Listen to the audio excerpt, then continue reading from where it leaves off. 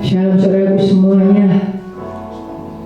Saya percaya dimanapun kita semua berada saat ini, ketika kita datang dengan hati yang haus dan lapar akan Tuhan, saya percaya Tuhan Yesus akan memberkati kita.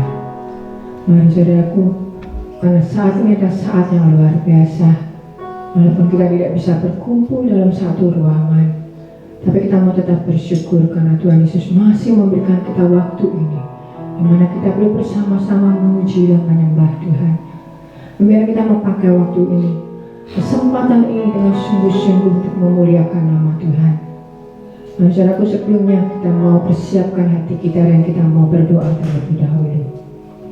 Bapa yang baik, Bapa yang kami sembah dalam nama Tuhan Yesus Kristus, sungguh kami bersyukur akan kasih setiamu Bapa, akan kebaikan, kemurahan-Mu Tuhan yang terus menerus Kau limpahkan dalam hidup kami.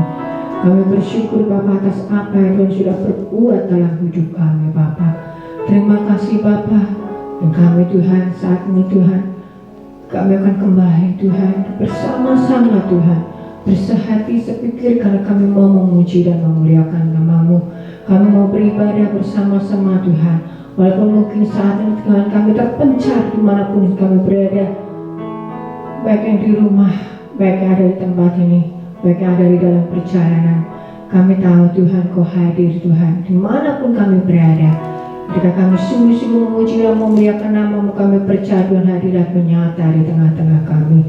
Terima kasih Bapa. Dan biarlah saat ini Tuhan kami benar-benar Tuhan boleh mempersembahkan yang terbaik bagi-Mu Tuhan.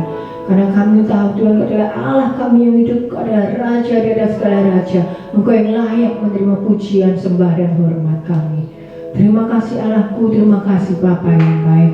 Kami serahkan waktu ini, kami serahkan tempat ini Tuhan dalam tangan kuasa-Mu. Kau kuasai dengan Roh Kudus-Mu Tuhan. Hadirat menyata di tengah-tengah kami saat ini Bapa. Terima kasih Tuhan, terima kasih. Kami percaya Bapa, saat ini setiap kami yang mengikuti ibadah kami ini Tuhan akan mengalami lawatan-Mu Tuhan. Kami akan menikmati sukacita-Mu, kami akan menikmati damai sejahtera-Mu, dan kami akan menerima berkat-berkat-Mu Tuhan yang Tuhan sudah siapkan pada hari ini. Terima kasih Tuhan, kami mau sambut berkat-Mu Tuhan, dan kami memulai ibadah kami ini hanya di dalam nama Tuhan kami Yesus Kristus. Kami berdoa dan mengucap syukur. Haleluya. Amin. Haleluya, berikan tepuk tangan terlebih dahulu buat Tuhan kita. Karena Dia Tuhan yang menjadi kekuatan kita, Dia menjadi mazmur dalam hidup kita. Dialah Allah satu-satunya dalam hidup kita. Amin saudaraku. Mari saudara, kita mau saat ini kita mau tetap bersukacita. Kita mau tetap bersyukur kepada Tuhan karena semua yang sudah Dia buat dalam hidup kita sungguh teramat baik. Haleluya, haleluya. Mari saudaraku, manapun Anda semua berada, mari kita mau angkat pujian ini. Kita mau bersama-sama mempersembahkan yang terbaik buat kita, Tuhan kita. Haleluya. Haleluya.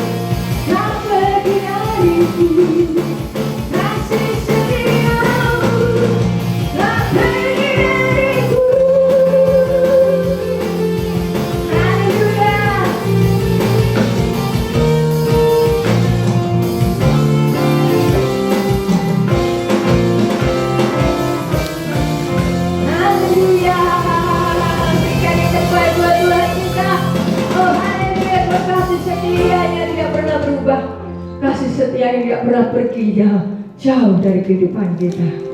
Selama-lamanya dia tetap baik. Apapun yang terjadi dalam kehidupan kita, susah, senang, bahagia, sedih, semua yang terjadi dalam kehidupan kita, yang Tuhan izinkan terjadi dalam kehidupan kita, semuanya adalah Tuhan Yesus baik, tetap baik. Karena dia yang menjadi satu-satunya sahabat dalam hidup kita. Manusia mungkin boleh meninggalkan kita, mungkin boleh berkhianat kepada kita, tapi Tuhan kita, Tuhan Yesus adalah sahabat kita yang paling setia. Saat ini mari saudara, kita mau datang kepadanya. Kita mau tetap bersyukur karena dia Bapa yang sangat baik. Dia menjadi kota benteng kita, dia menjadi perlindungan bagi hidup kita. Terima kasih Bapa, terima kasih Yesus, terima kasih Roh Kudus. Yesus sahabatku, Kaulah perlindunganku.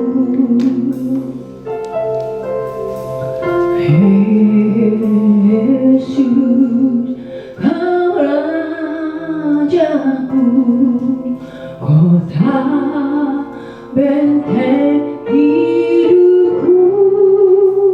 Sekali ku pun percaya di dalam lembah yang gelap, ku tidak takut sebab Kau besertaku. Mari katakan bersama-sama, Yesus sahabatku. Yesus sahabatku, Kaulah perlindunganku.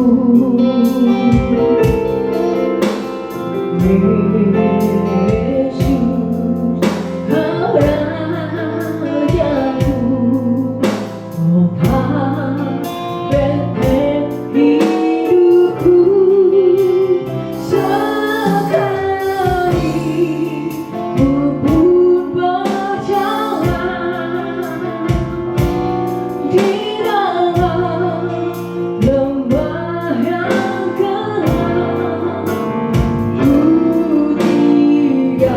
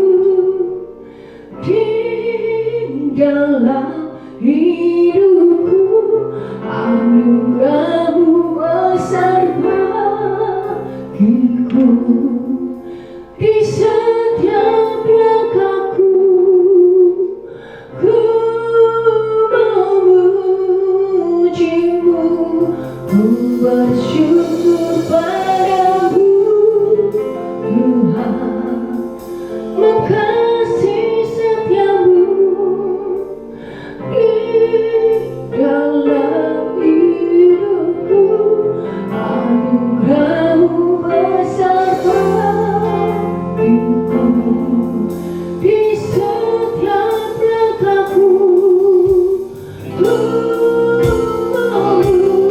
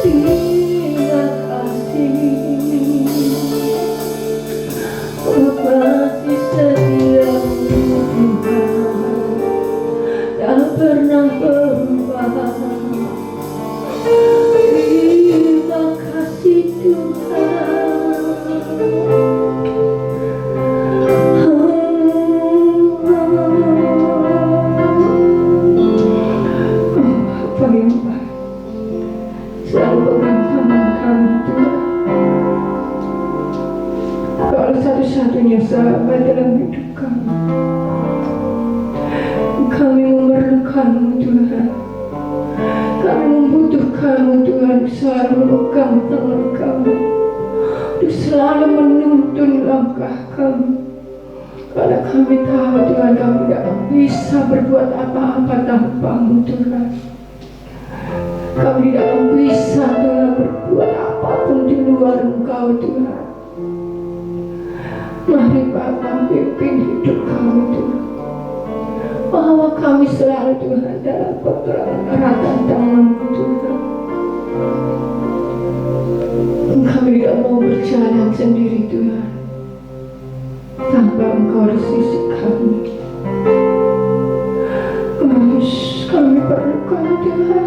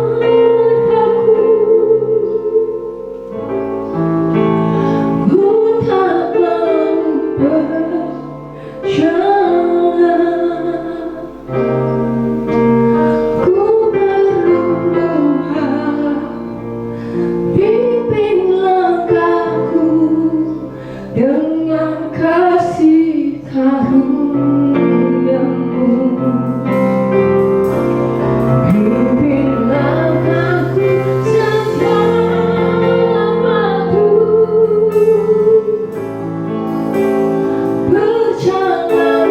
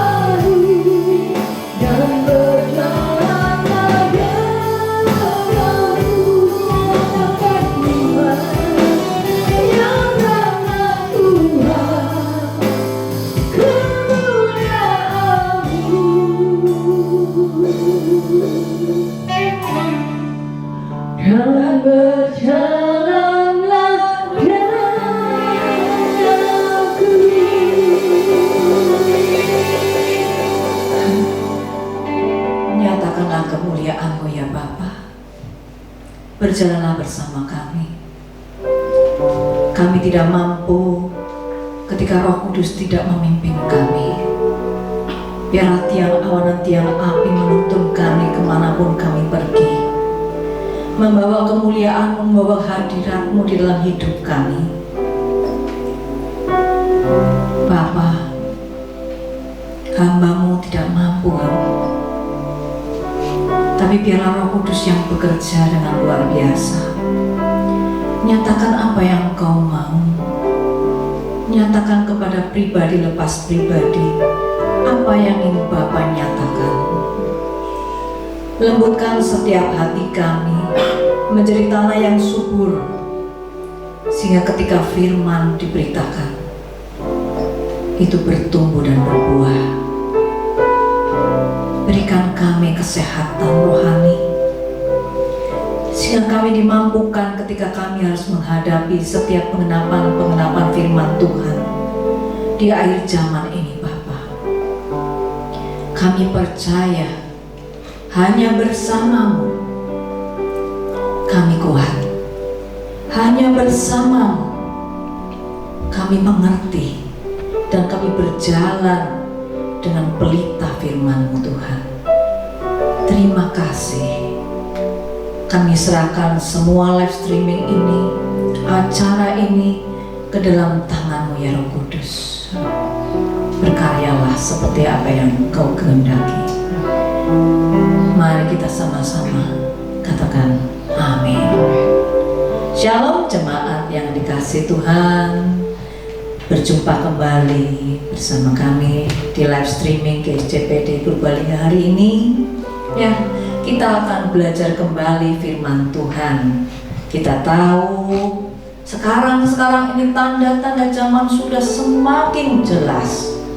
Ya, kita lihat kemarin Jumat Pak Gembala sudah bagikan tentang suatu acara tentang akhir zaman dari seorang evangelis dari Israel asli, tapi dia jadi guide di sana dan dia bisa berbahasa Indonesia. Kenapa kami begitu tertarik dengan hal ini? Karena kondisi Israel itu akan menentukan, akan mempengaruhi sekali kondisi dunia. Maka kami sangat tertarik apa yang sekarang sudah terjadi di Israel. Tanda-tanda zaman apa yang menunjukkan semakin jelas. Ya, kemarin kita dapatkan beberapa poin penting, ya, di mana lembu merah itu adalah kepercayaan bangsa Yahudi, agama Yahudi, bahwa mereka harus mempersembahkan lembu merah di bait Allah. Itulah sudah menunjukkan Mesias bagi mereka akan datang. Ya, nah ternyata lembu merah itu sudah ditemukan di Argentina, dan lembu merah ini harus dikorbankan sebelum berumur 3 tahun. Padahal lembu merah ini sekarang sudah umurnya 2 tahun. Betapa tanda-tanda ini sudah semakin nyata, semakin jelas. Maka betapa kita harus menyiapkan diri kita, hati kita, kehidupan kita. Ya. Nah, namun dengan keadaan kondisi yang seperti sekarang ini, tanda-tanda zaman, gempa bumi itu ada di mana-mana. Banyak sekali banjir terjadi di mana-mana. Tuhan sedang menyatakan kuasanya. Tapi banyak sekali orang Kristen yang tidak sadar. Ya, tidak sadar akan kesehatan rohaninya. Apakah rohaninya sedang sakit, atau sedang stagnan, atau sedang sehat-sehatnya dan sedang bertumbuh. Ya. Nah, dengan tekanan-tekanan masalah di masa-masa pandemi ini, banyak orang-orang yang semakin dekat dengan Tuhan, tapi banyak sekali justru turun. Mereka justru menjauh, justru mandek, mulai gak baca Alkitab, ya mulai gak berdoa. Yang tanpa sadar mereka sebenarnya sedang sakit rohaninya. Jadi jangan kita hanya takut kepada virus corona saja, tapi takutlah juga ketika kita itu rohaninya sakit. Mengapa kita perlu punya rasa takut seperti itu? Punya rasa takut sakit rohani? Ya, pertama, karena ketika kita sadar sakit rohani, kita akan peka dan berusaha selalu menjaga kesehatan kita. Contoh waktu COVID ya, kita jaga pakai prokes, pakai masker, ya, jaga jarak, minum vitamin, ya, B, C, D, E, wah banyak sekali. Kita sangat menjaga. Tetapi ketika rohani kita turun, kita peka enggak? Kita merasakan enggak? Kita menjaganya atau tidak? Padahal ini adalah justru yang jauh lebih penting, ya. Kemudian sakit rohani itu dapat menghalangi pertumbuhan rohani kita, iman kita. Contohnya waktu anak-anak kecil kita lihat, anak-anak waktu masih kecil, ketika dia sakit-sakitan saja, dia akan sulit bertumbuh. Ya, anak-anak yang mengalami kekurangan gizi, kekurangan vitamin, kekurangan makan, mereka menjadi kurus, ya, tidak bertumbuh. Begitu pula juga dengan rohani kita. Ketika rohani kita sakit, maka kita juga tidak bisa bertumbuh. Ya. Nah, kemudian mengapa kita perlu takut akan itu? Apa yang terjadi ketika rohani kita tidak bertumbuh? Kita lihat anak balita saja. Ketika anak balita mengalami suatu musibah, misalnya terjadi kebakaran, terjadi gempa bumi, ya, mereka sebagai balita, mereka ketika terjadi seperti itu, mereka hanya bengong, gak ngerti apa yang dilakukan. Mereka cuma diam terpaku. Maka kita pun ketika kita masih rohaninya masih balita, masih bayi, ketika ada masalah-masalah, tekanan-tekanan masalah, itu pun bisa membuat down, stres, jiwanya tertekan. Dan saya lihat sekarang banyak sekali orang yang mengalami hal seperti itu. Ada orang-orang yang tidak mau keluar rumah pada masa-masa COVID seperti ini, sama sekali nggak pernah keluar rumah. COVID ini sudah 1,5 tahun dan dia tidak mau pergi. Tetapi di dalam rumah apakah dia baik? Dia stres. Apa takut? Serba paranoid. Ketika kita baik rohani, kita menjadi lemah, kita menjadi rentan, sangat tidak siap kita menghadapi berbagai kejadian atau peristiwa pengenapan firman Tuhan yang sekarang sudah sedang digenapi. Kita perlu sadar bahwa ini waktunya sudah sangat singkat. Jadi kita harus punya sikap yang tidak menganggap enteng terhadap kesehatan rohani kita. Ini sangat berbahaya. Kita bisa jatuh. Kemudian kita lihat juga, iblis itu tuh sedang gencar-gencarnya itu mempercepat agenda kerjanya. Ibarat sekarang neraka itu sudah kosong, pergi semua jadi salesnya neraka. Cari jiwa, rebut. Ya, kita lihat di Wahyu 12. Wahyu 12 ayat 12. Demikian firman Tuhan. Karena itu bersukacitalah, hai surga dan hai kamu sekalian yang di dalamnya. Celakalah kamu, hai bumi dan laut, karena iblis telah turun kepadamu dalam geramnya yang dahsyat, karena ia tahu waktunya sudah singkat. Jadi iblis sudah tahu waktunya singkat. Dia kerja keras, cepetan, ya, rebut jiwa-jiwa. Kemudian iblis juga itu selalu tidak membuang kesempatan yang baik buat dia menjatuhkan manusia ke dalam dosa. Kita lihat di Lukas 4 ayat 13. Sesudah iblis mengakhiri semua pencobaan itu, ia mundur daripadanya dan menunggu waktu yang baik. Jadi setelah 3 kali mencoba Yesus dan dia gagal, dia pergi. Tapi dia tunggu waktu yang baik buat kembali mencobai. Iblis tahu sekali kelemahan kita. Iblis bisa pakai siapa saja. Mungkin suami, mungkin istri, mungkin orang tua, mungkin mertua, menantu, teman kita, bos kita, karyawan kita. Dia berikan umpan, mungkin kata-katanya nggak enak, mungkin memang benar menyakitkan hati kita. Tapi jangan ambil umpan itu. Itu terserah kepada kita.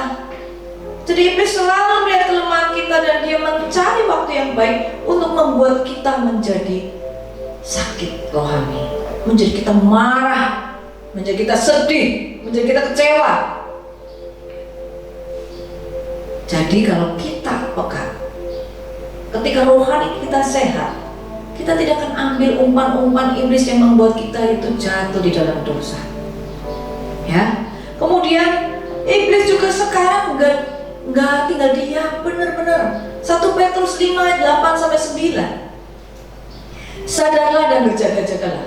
Lawanmu si iblis berjalan keliling sama seperti yang singa yang mengaum-ngaum dan mencari orang yang dapat ditelannya. Lawanlah dia dengan iman yang teguh, sebab kamu tahu bahwa semua saudaramu di seluruh dunia menanggung penderitaan yang sama. Jadi semua saudara kita menanggung penderitaan yang sama.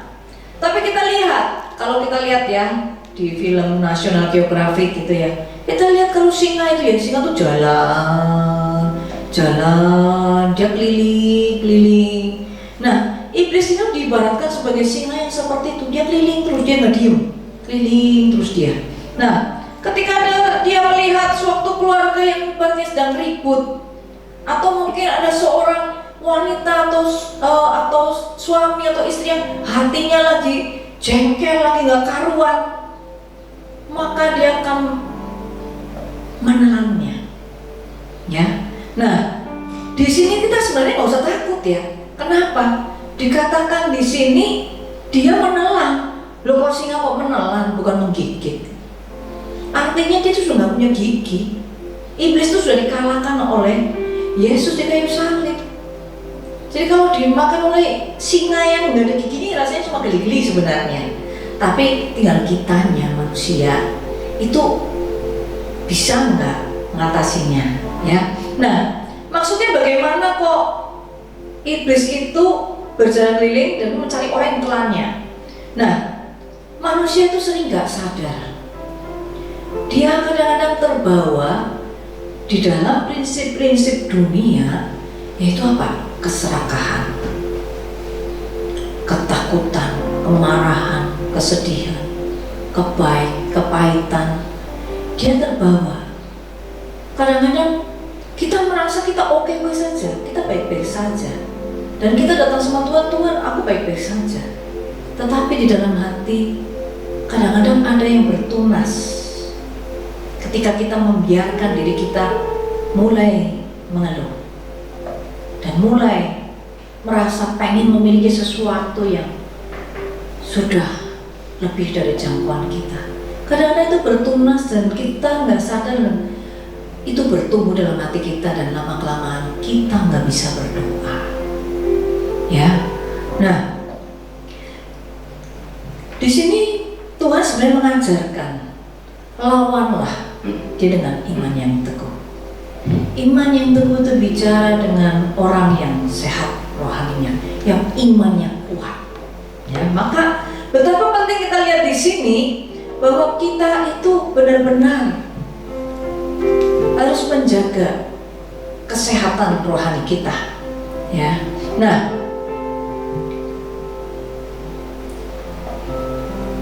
kemudian di ayat yang Wahyu 12 ayat 10 sampai 11. Dan aku mendengar suara nyaring di surga berkata, sekarang telah tiba keselamatan dan kuasa dan pemerintahan Allah kita dan kekuasaan Dia yang diurapinya.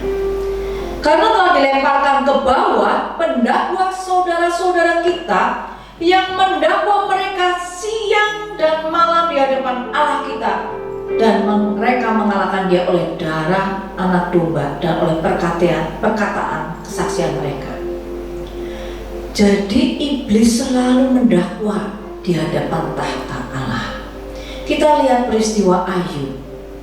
Ayub itu adalah seorang yang luar biasa, seorang yang saleh. Allah Bapa sampai memuji Ayub, kesalehan Ayub. Kalau kita lihat di sini, berarti Ayub itu seorang yang luar biasa ya.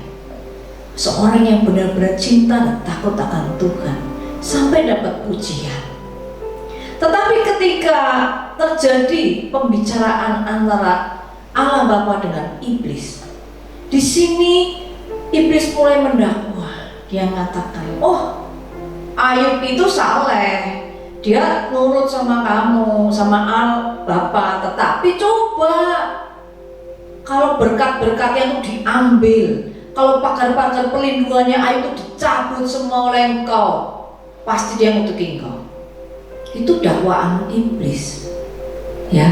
Nah, memang Ayub benar-benar mengalami, ya, alami ujian yang Tuhan izinkan.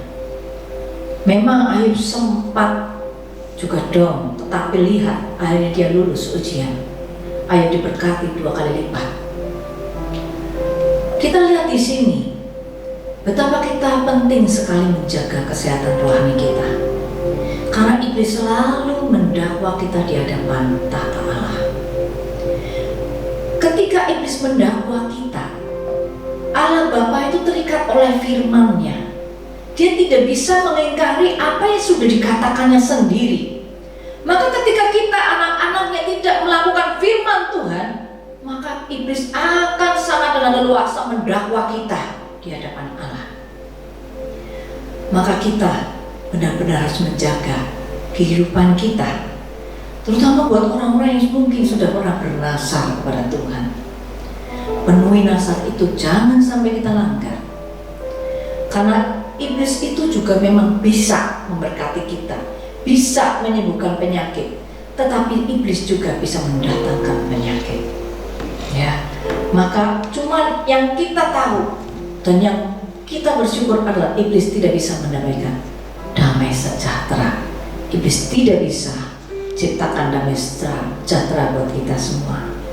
Nah, ketika kita lihat alasan-alasan ini, betapa pentingnya kita harus menjaga kesehatan rohani kita. Kita harus peka terhadap kondisi rohani kita, ya. Nah, kita akan mencoba check up beberapa indikator kesehatan dan pertumbuhan rohani kita. Kita masuk yang pertama. Di sini kita baca di Ibrani 4 ayat 1 sampai 3b. Ibrani 4 ayat 1 sampai 3b. Sebab itu baiklah kita waspada, supaya jangan ada seorang di antara kamu yang dianggap ketinggalan. Sekalipun janji akan masuk ke dalam perhentiannya masih berlaku. Di dalam ayat Ibrani ini bicara tentang bangsa Israel di padang gurun. Tuhan dulu berjanji kepada bangsa Israel akan masuk ke dalam tempat perhentian, yaitu tanah perjanjian, tanah Kanaan. Tetapi janji masuk dalam tempat perhentian ini tidak terbatas diberikan kepada bangsa Israel di padang gurun. Perjanjian ini juga diberikan kepada kita, ya. Perjanjian perhentian ini ada 2 hal. Pertama adalah mungkin perhentian surgawi ketika kita menyelesaikan tugas di bumi. Kemudian perhentian yang kedua adalah perhentian jiwa.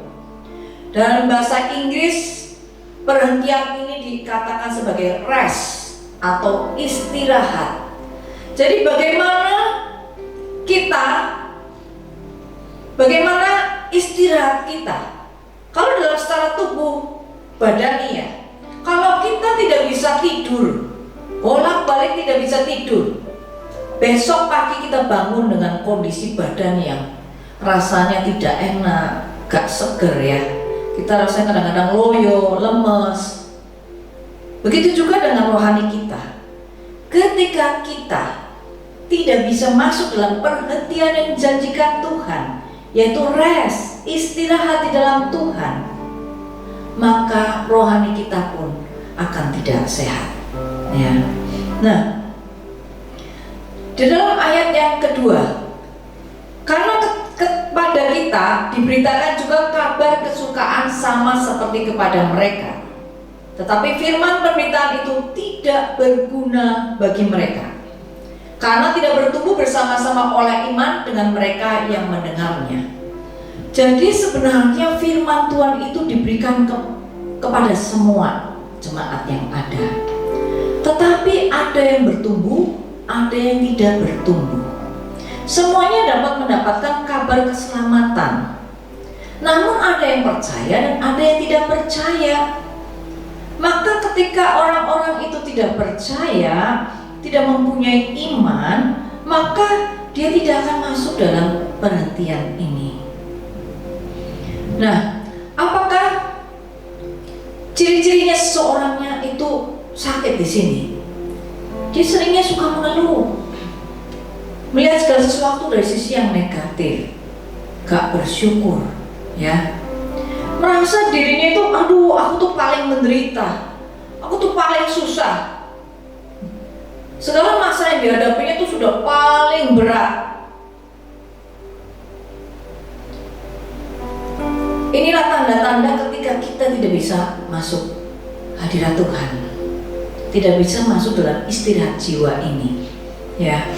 Kemudian di dalam ayat yang ketiga, sebab kita yang beriman akan masuk ke tempat perhentian seperti yang ia katakan, sehingga aku bersumpah dalam murkaku, mereka akan masuk ke tempat perhentianku. Ketika kita punya iman untuk masuk ke dalam hadiratnya, kita percaya saja Allah Bapa itu begitu mengasihi dan mencintai kita. Mungkin kita merasa bahwa kita berdosa, kita tidak layak, kita tuh tidak, nggak pantas lah kita itu masuk hadiratnya. Tetapi Allah Bapa itu Allah yang pengampun. Setiap apapun yang kita lakukan, datanglah minta ampun. Karena Bapa yang di surga itu Allah yang murah, penuh kasih, yang mengampuni ketika kita mau mengakui dan datang dengan rendah hati kepadanya.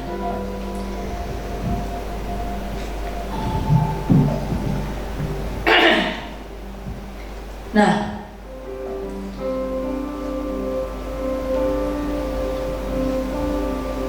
bagaimana tanda-tandanya ketika kita bisa masuk ke dalam perhentiannya? Bagaimana kita tahu waktu kita memuji menyembah, waktu kita berdoa, kita bertemu dengan pribadinya? Apa tanda-tandanya? Ketika kita menyembah, kita memuji, ataupun tanpa memuji dan menyembah, waktu kita di saat-saat kita sibuk, di tengah-tengah kesibukan kita datang di dalam hati kita. Kita nyatakan cinta kita, nyatakan kasih kita. Katakan aja, Bapa, aku mengasihimu, aku merindukanmu, I love you Lord.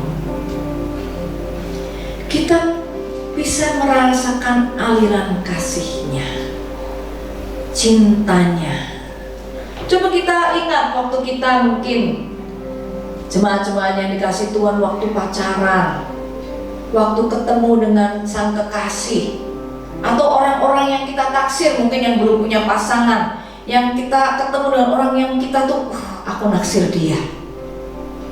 Hatinya rasanya gimana? Rasanya hatinya tuh langsung ser gitu ya, deg-deg ser, nah itu dia.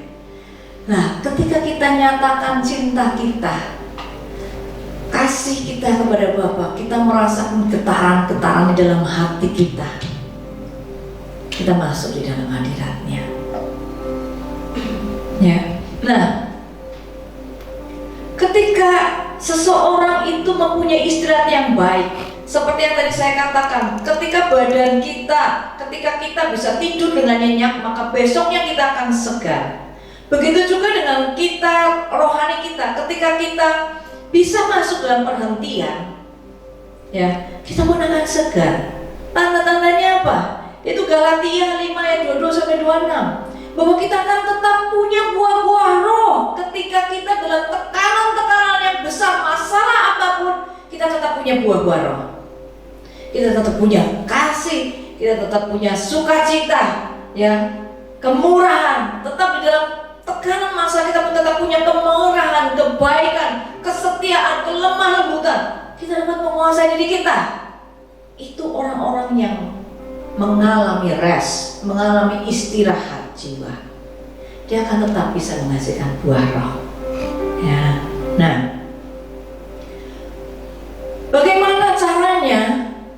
kita bisa masuk benar-benar ke dalam rest istirahat. Karena banyak sekali orang-orang yang kadang-kadang mereka tuh bingung, sebenarnya bagaimana sih masuk hadirat Tuhan.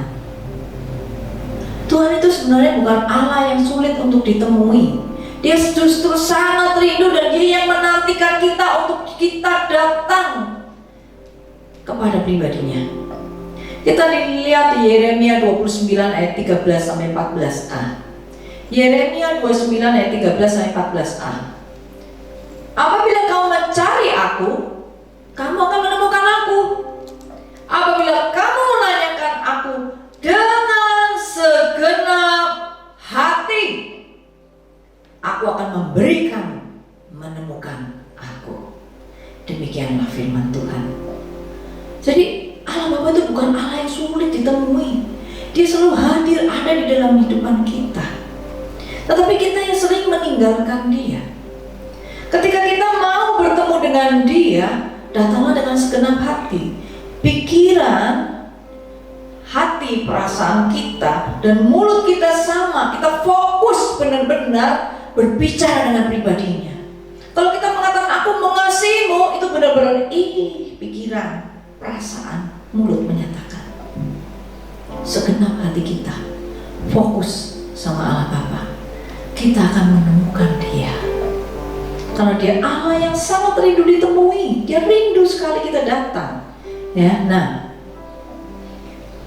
kemudian ini bicara tentang istirahat. Ya, kemudian yang kedua, asupan makanan apa yang kita sukai? Supaya tubuh kita, tubuh badan jasmani ini sehat, ini makanan apa yang kita makan itu akan sangat menentukan. Apakah kita makan junk food, makanan yang cepat saji, makanan-makanan yang diawetkan, atau kita makan makanan yang sehat, mungkin sayuran segar, buah-buahan, susu, madu, telur. Ini akan menentukan tubuh jasmani kita sehat atau tidak.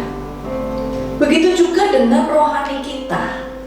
Makanan apa yang kita masukkan di dalam tubuh kita? Ya, coba kita baca di Yohanes 4 ayat 34. Ini makanannya Yesus. Kata Yesus kepada mereka, makananku ialah melakukan kehendak Dia yang mengutus aku dan menyelesaikan pekerjaannya. Ini makanan Yesus, melakukan kehendak Bapa. Jadi kita pun sama, kalau kita mau sehat rohaninya, kita harus melakukan kehendak Bapa. Mana sih kehendak Bapa? Ya firman Tuhan. Apa isi Alkitab? Itu kehendak Bapa. Maka kita harus baca firman. Makanan kita, firman Tuhan. Kemudian kita bisa baca juga di dalam Ibrani 5 12 sampai 14. Ibrani 5 12 sampai 14. Sebab sekalipun kamu ditinjau dari sudut waktu, sudah seharusnya menjadi pengajar, kamu masih perlu lagi diajarkan asas-asas pokok dari pernyataan Allah. Dan kamu masih memerlukan susu, bukan makanan keras. Sebab barang siapa masih memerlukan susu, ia tidak memahami ajaran tentang kebenaran, sebab ia adalah anak kecil. Tetapi makanan keras adalah untuk orang-orang dewasa yang karena mempunyai panca indera yang terlatih untuk membedakan yang baik daripada yang jahat. Nah, kita lihat di sini. Untuk kita mengerti ayat ini, kita akan lihat sedikit saja tentang perkembangan anak, ya, perkembangan kognitif anak. Ya, kita lihat ketika bayi itu hanya minum susu dan makanan yang lembut dan ringan-ringan saja. Nah, seorang bayi rohani dia hanya akan suka makanan-makanan yang ringan saja.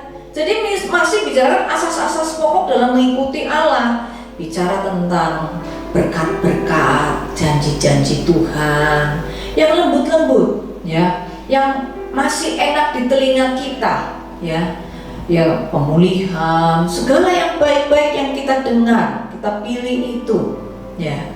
Kemudian ketika bayi itu hanya bisa menerima.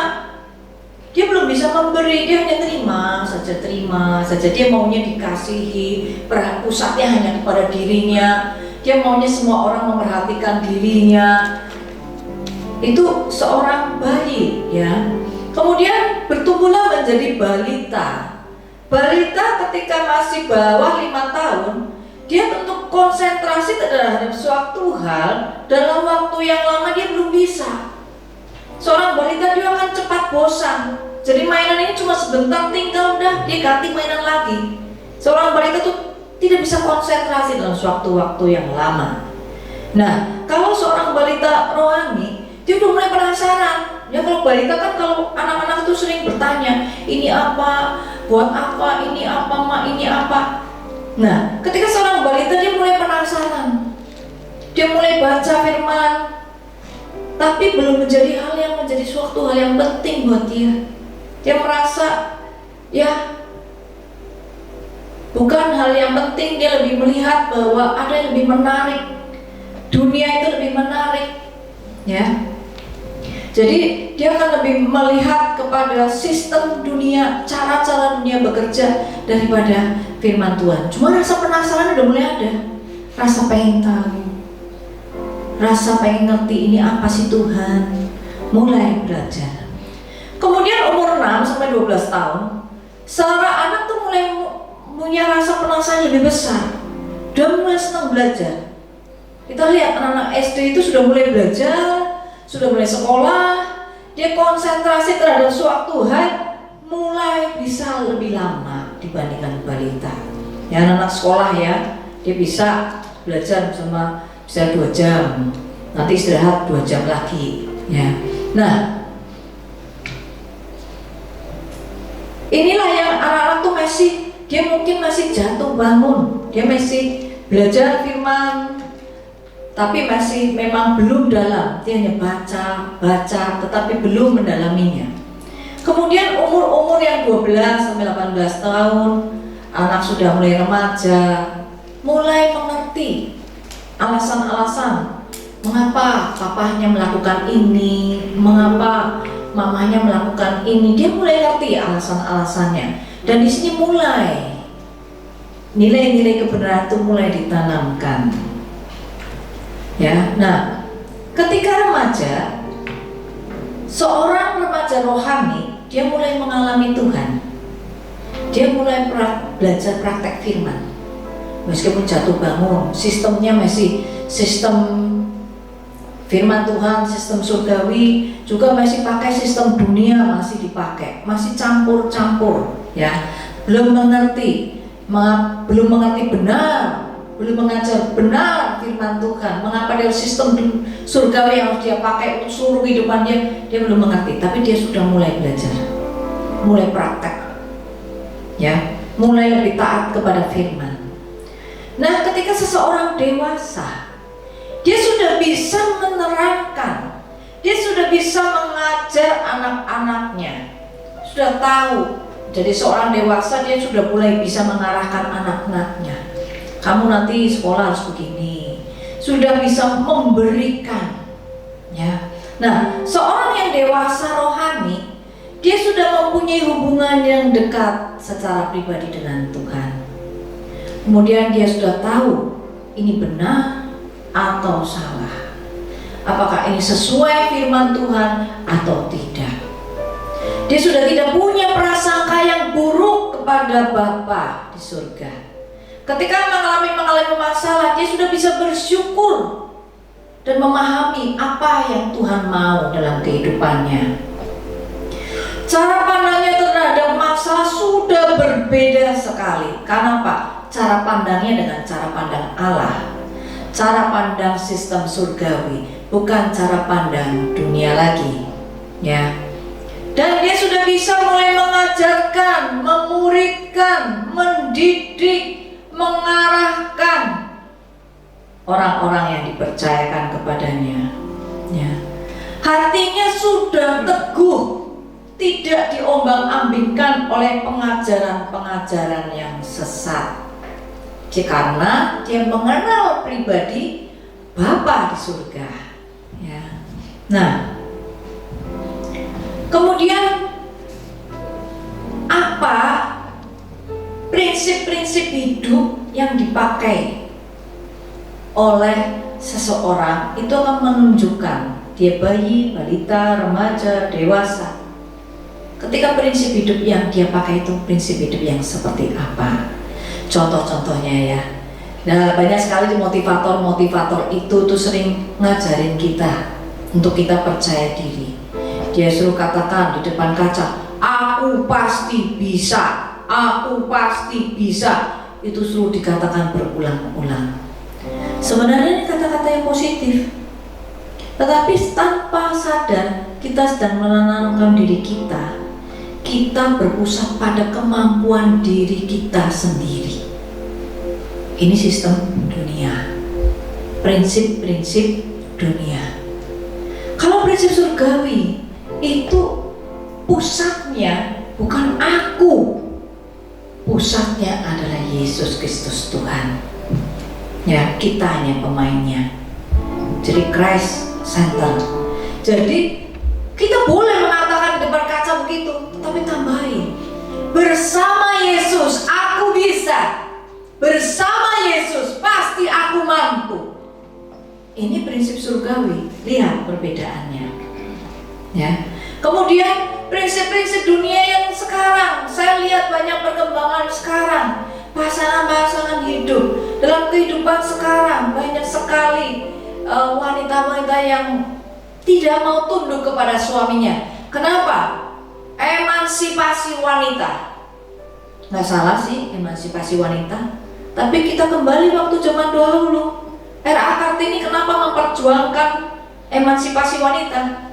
Karena dulu wanita sangat direndahkan, tidak boleh sekolah, tidak boleh menjadi pandai, ya harus di dapur melayani. Dia hanya mendapatkan kesamaan hak untuk boleh menempuh ilmu, boleh pandai, boleh bekerja, boleh itu boleh semua, tapi tetap tidak boleh tidak tunduk kepada suami. Prinsip dunia emansipasi wanita. Prinsip surgawi, kita wanita setara dengan pria, tetapi fungsinya dan perannya berbeda. Kita tetap harus tunduk kepada suami. Inilah prinsip surgawi.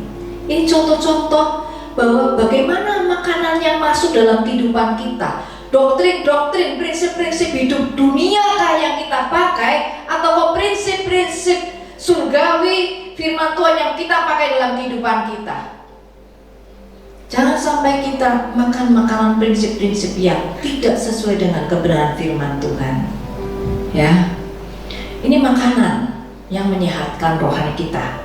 Kemudian ketiga, untuk tubuh jasmani kita butuh olahraga. Kenapa? Karena dengan olahraga aliran darah kita lancar. Darah itulah yang membawa nutrisi, vitamin, oksigen ke seluruh tubuh kita. Ketika tidak lancar terjadilah masalah. Ya, nah kalau tubuh jasmani kita itu butuh olahraga. Nah kalau rohani kita itu butuh apa? Olahraga kan tubuh, maka kita butuh olah jiwa. Apa yang dibutuhkan dalam rohani kita, olah jiwa kita? Jemaat yang dikasih Tuhan, apa olah jiwa kita? Masalah adalah olah jiwa kita. Ya, ketika ada masalah itu justru baik buat kondisi kesehatan rohani kita. Jadi kalau ada masalah jangan ditengking, jangan diusir, jangan cepat-cepat Tuhan segera selesaikan Tuhan. Tuhan aku mau ini segera selesai Tuhan, aku dibebaskan dari segala masalah ini Tuhan. Jangan, nikmati saja, hadapi saja. Ya, nah di dalam cabang olahraga itu banyak cabangnya. Ada bulu tangkis, voli, basket, lari, angkat besi, ya. Begitu juga dengan olah jiwa kita. Ada berbagai masalah dalam kehidupan kita. Ada penyakit, penyakit, ada keuangan, ada komunikasi, ada masalah keberhargaan, ada masalah hubungan suami istri, hubungan orang tua anak, mertua menantu, banyak sekali cabangnya. Jadi kadang-kadang kita oke lah, mungkin kita sehat, sudah menang di sini, tapi belum tentu kita menang di sini. Nah, Tuhan itu selalu gini loh. Tuhan itu selalu, kalau saya lihat seperti olahraga angkat besi, ya. Kalau olahraga angkat besi itu Tuhan itu pelatihnya kan ngajarin. Nggak mungkin kita langsung kemampuan kita misalnya 100 kilo angkat besi, nggak mungkin langsung. Ya kamu langsung 150, nggak mungkin. Pasti dari kecil dulu. 25, 30, 50, 75, 100. Kalau 100 udah biasa, tingkatkan. Kalau kamu mau jadi juara, tingkatkan lagi 125. Sekarang rekor dunia berapa? Misalnya 150. Kamu harus lebih. Ayo kamu latihan 155. Tuhan izinkan masalah terjadi dalam hidup kita. Untuk apa? Melatih otot rohani kita. Tuhan itu seorang pelatih yang luar biasa. Dia sangat mengerti dan sangat mengerti tepat seperti apa yang dia lakukan. Mana yang Tuhan izinkan ini kuat. Pelatih kita yang lebih tahu kekuatan kita. Kita mungkin merasa nggak kuat Tuhan, nggak kuat, nggak bisa Tuhan, nggak mampu. Tapi Tuhan lebih tahu dalam diri kita. Tenang nak, kamu mampu. Ya, nah. Ketika beban kita kadang-kadang kita ngeluh ya, Tuhan sudah susah kayak gini, kok dikasih lagi kayak gini, ditambahin lagi masalahnya, kok tambah ruwet ya Tuhan, kok tambah nggak selesai-selesai, kok bebannya tambah berat ya Tuhan. Bersyukurlah, karena Tuhan sedang melatih kita. Kenapa? Kenapa kok Allah Bapa melatih kita? Karena Allah Bapa tahu apa yang akan kita hadapi di depan. Dia sangat mengerti dan dia sangat peduli dengan kita. Dia ingin kita datang ke dalam pribadinya nanti menyatu dengan Tuhan. Maka dipersiapkanlah kita dilatih. Nah, tapi bagaimana caranya supaya iman otot kita tuh kuat? Ya, bagaimana caranya kita tuh benar-benar bisa melalui masalah ini menumbuhkan iman rohani kita. Caranya adalah di dalam 1 Petrus ayat 3 sampai 4. 1 Petrus 3 sampai 4. Tetapi perhiasanmu ialah manusia batiniah yang tersembunyi dengan perhiasan yang tidak binasa, yang berasal dari roh yang lemah lembut dan tentram, yang sangat berharga di mata Allah. Di sini dikatakan manusia batiniah yang tersembunyi dengan perhiasan yang tidak binasa. Artinya manusia di dalam diri kita, hati kita, jiwa kita, roh kita tidak binasa, kuat. Ya, untuk bisa mencapai itu Tuhan ajarkan roh yang lemah lembut dan tentram. Apa itu roh yang lemah lembut? Hati yang mau dibentuk, hati yang siap dibentuk. Ya, Tuhan mau apapun, aku mau terima. Keadaan apapun yang terjadi, arahnya Tuhan mau, nggak apa-apa, jalani saja. Kemudian roh tentram, hati yang tenang ketika menghadapi segala keadaan yang sulit. Hati yang menerima setiap keadaan yang sulit apapun, terima. Hadapi saja. Kemudian seorang pelatih itu lebih mengerti kemampuan atlet yang dididiknya. Saya dulu seorang pebulu tangkis waktu saya masih muda. Ya, waktu ABG, ya. Kalau sekarang udah ABG-nya udah aku baru gocap ya. Kalau dulu masih ABG, ya. Itu saya menemukan seorang pelatih yang sangat mengerti saya. Saya bulu tangkis, tapi saya pendek. Jadi dia ngerti latihan apa yang diberikan. Karena saya pendek, pelatih saya itu ngajarin jangkauannya kamu kalau lari jangan lebar-lebar, cepet capek, dan kamu akan lambat. Karena cepet capek kamu akan turun. Jadi dia memberikan latihan apa? Kalau kamu lari bulu tangkis kejar kok, ya shuttlecock, saya suruh langkahnya kecil-kecil tapi cepat. Dan responnya itu saya dilatih lagi untuk dulu latihan fisiknya itu kamu nggak usah latihan fisik yang jauh-jauh berapa kilo, nggak perlu. Tapi kamu lakukan yang respon yang cepat gitu ya, langsung gitu. Setiap cuma 25 meter terus gerak terus. Jadi Tuhan itu tuh juga seperti pelatih yang saya punya. Dia mengerti hati kita, mengerti kemampuan kita, mengerti kelemahan kita, mengerti kelebihan kita. Dia latih. Maka tiap orang beda-beda. Ada yang mengalami masalah sakit penyakit, ada yang mengalami dari keuangan, mungkin ada yang mengalami dari keluarga. Tuhan mengerti, Tuhan izinkan. Dan Tuhan tuh tingkatkan. Terus tingkatkan. Kalau mau juara harus ditingkatkan. Kalau mau nggak juara ya santai saja, tidur aja, nggak usah latihan. Tetapi Tuhan mau kita jadi pemenang, lebih dari pemenang. Maka Tuhan latih kita. Jadi kalau lagi latihan, hati lembut, terima latihan itu, sukacita saja. Karena Allah kita itu Allah yang sangat mengerti kemampuan kita. Dia tidak akan mencobai kita melebihi kemampuan kita. Percayalah, ya. Kemudian apalagi yang dibutuhkan oleh tubuh kita ketika kita mau sehat? Seberapa kita minum air putih dalam sehari? Kalau mau jasmani kita sehat, seberapa banyak minum air putih yang kita minum? Nah, bagaimana dengan rohani? Air putih bicara tentang kemurnian. Seberapa murni kita melayani Tuhan?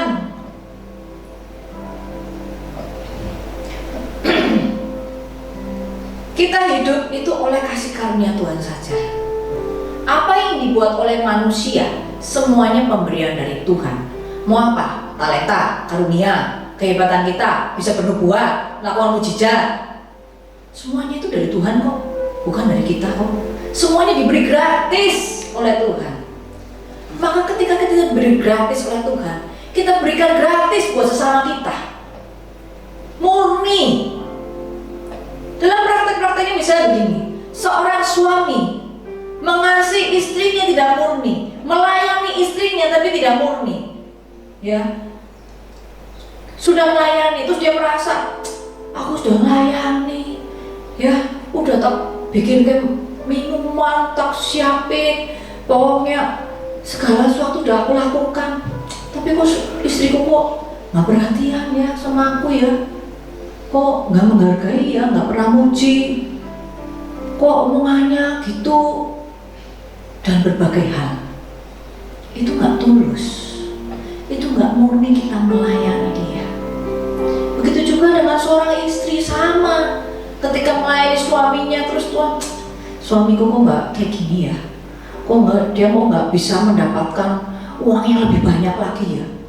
Kan coba lihat, padahal suami udah melayani, tetapi dia melayani suaminya, tetapi hatinya selalu ada saja tuntutan, keluhan. Artinya dia melayani suami tidak dengan murni dan tulus. Mengapa kemurnian ini penting buat kesehatan rohani kita? Coba kalau kita nggak murni, kita gampang lelah, gampang capek, merasa sudah punya pengharapan, punya imbalan. Aku kalau melayani kamu, aku harap kamu itu memberikan aku ini. Otomatis ketika pasangan, ketika orang yang kita harapkan untuk memberikan kepada kita tidak bisa memenuhi, kita akan merasa percuma, merasa kecewa, merasa lelah. Kita akan jatuh dalam sakit rohani. Tetapi ketika kita murni, nggak usah pikir, nggak usah pikirkan, kita tuh melayani orang, melayani Tuhan itu nggak usah dipikir. Melayani sesama, melayani Tuhan, nggak usah dipikir. Layani saja murni, gak minta balasan. Percaya saja ketika kita melayani sesama, melayani Tuhan, kita murni dan tulus, mata Tuhan itu ada di mana-mana. Percaya saja, karena Tuhan itu tidak pernah berhutang, ya. Dia tidak pernah berhutang. Dia akan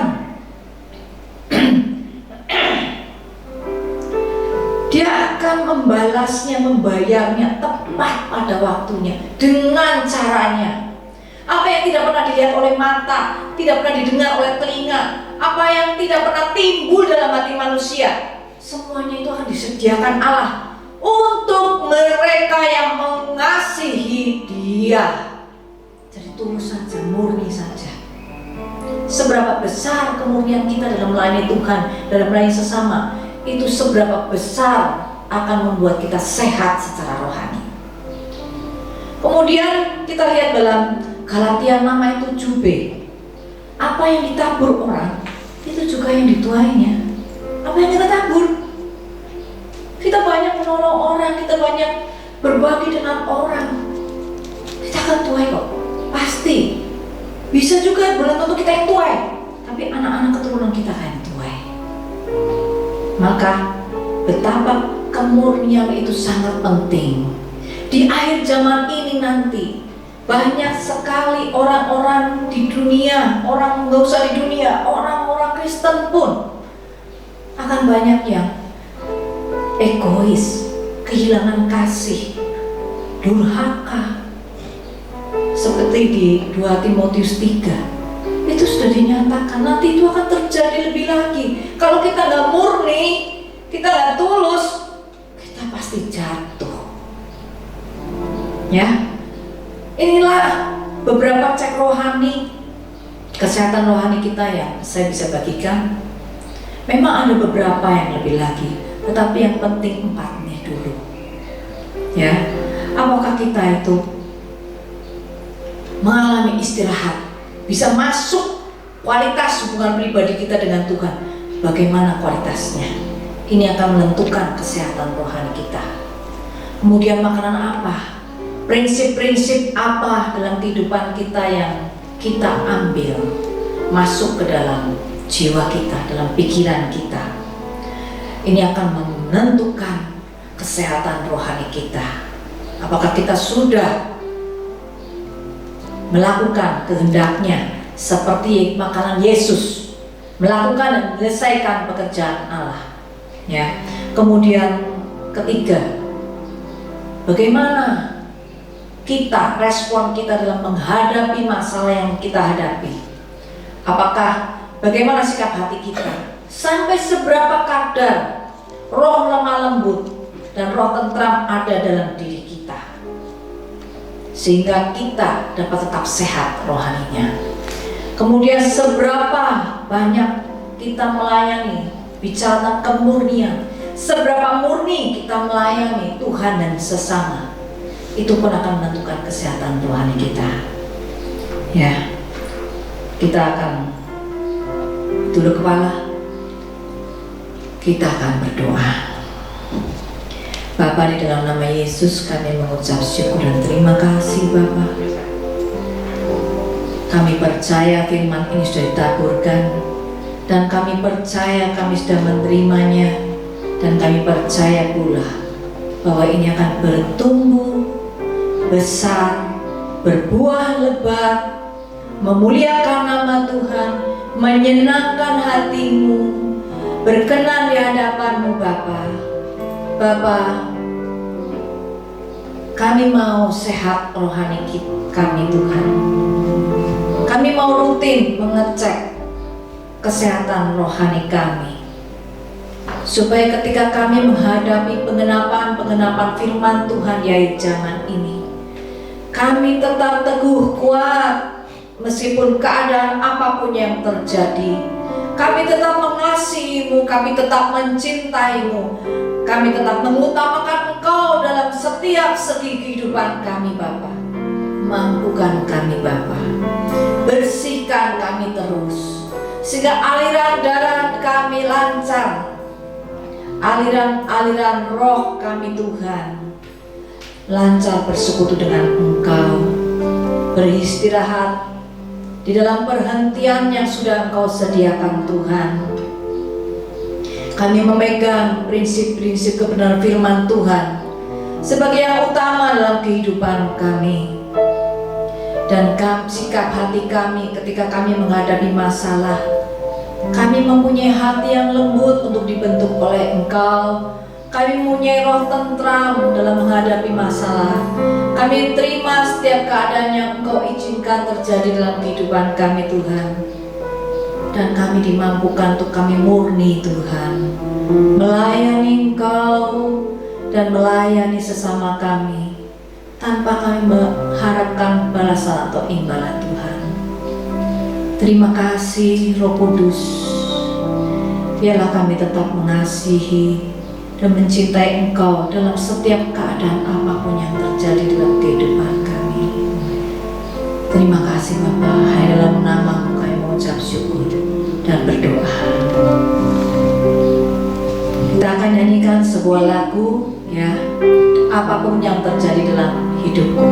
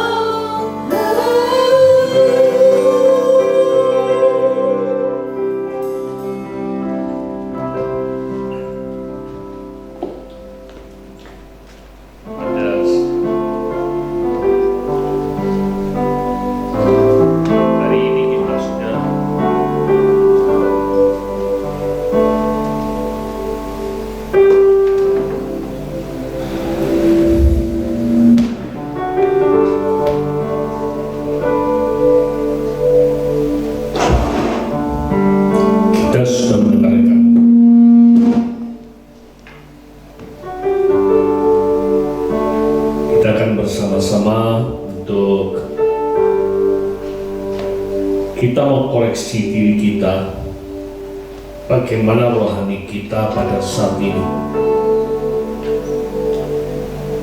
Firman Tuhan mengingatkan bagi kehidupan kita,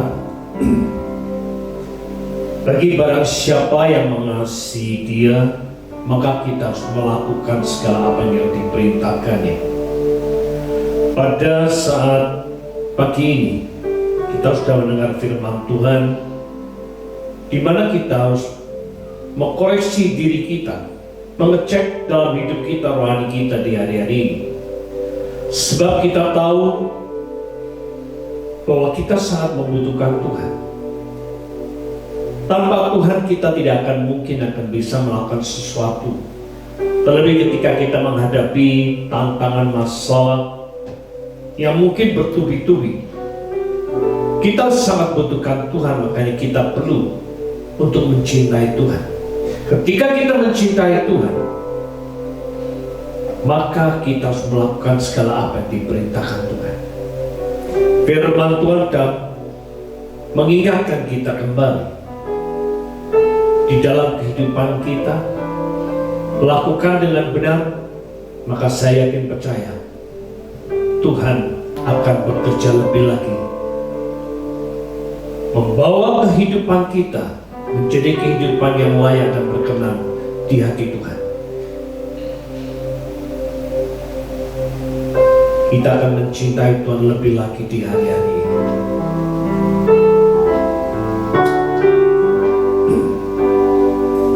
Haleluya.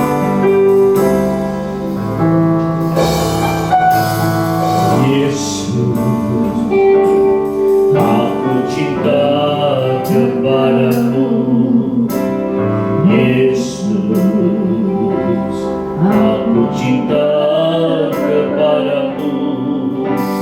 Yesus, aku cinta kepadamu.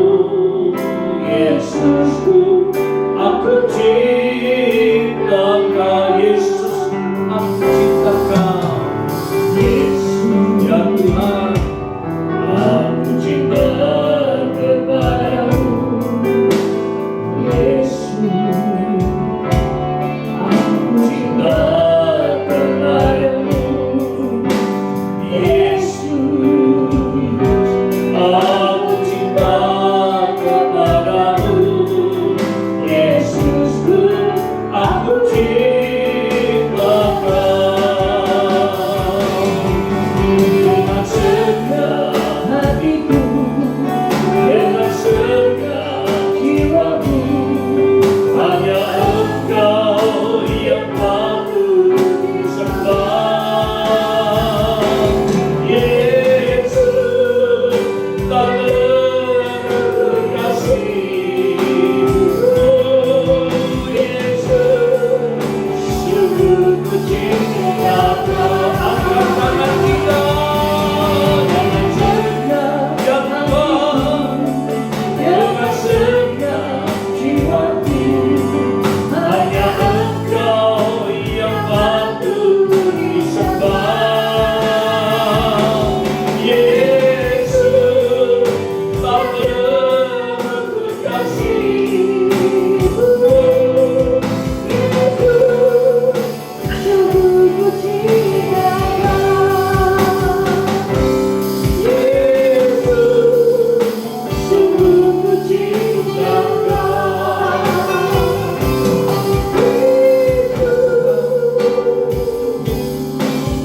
Sungguh ku cinta Kau.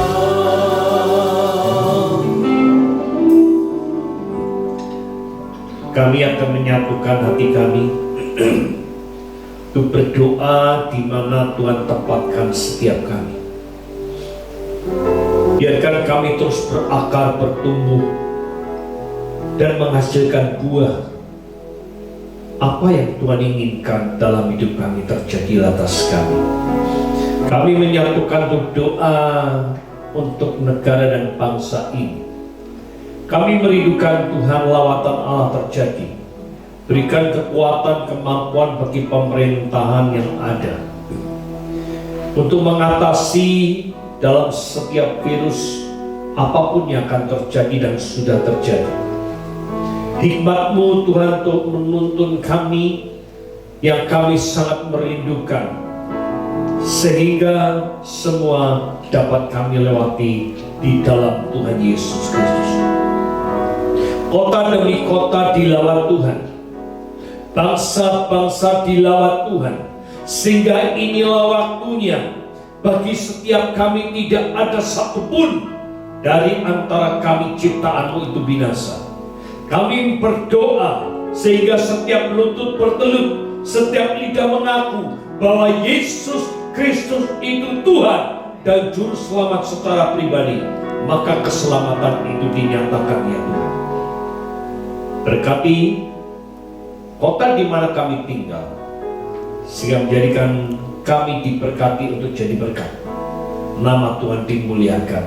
Keamanan segala sesuatunya dalam keluarga demi keluarga diberikan damai sejahtera. Bagi setiap kami kaum muda, regenerasi dipersiapkan. Semuanya Tuhan, kami merindukan lawatan Allah terjadi atas kehidupan kami, keluarga, dan bangsa-bangsa yang ada di muka bumi ini, sehingga bumi ini dipenuhi oleh kemuliaan.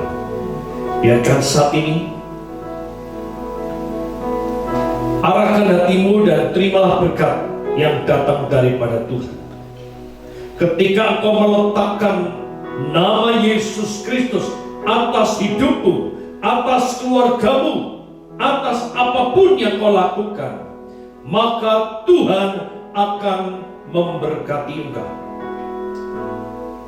Dan di sini firman Allah disampaikan, Tuhan memberkati engkau dan melindungi engkau. Tuhan menyinari engkau dengan wajah-Nya dan memberi engkau kasih karunia. Tuhan menghadapkan wajah-Nya kepadamu dan memberi engkau damai sejahtera dari saat ini sampai selama-lamanya. Dalam nama Tuhan kami Yesus Kristus kami berdoa. Haleluya. Amin. Hosana bagimu di tempat yang tinggi. Hosana bagimu Yesus di tanah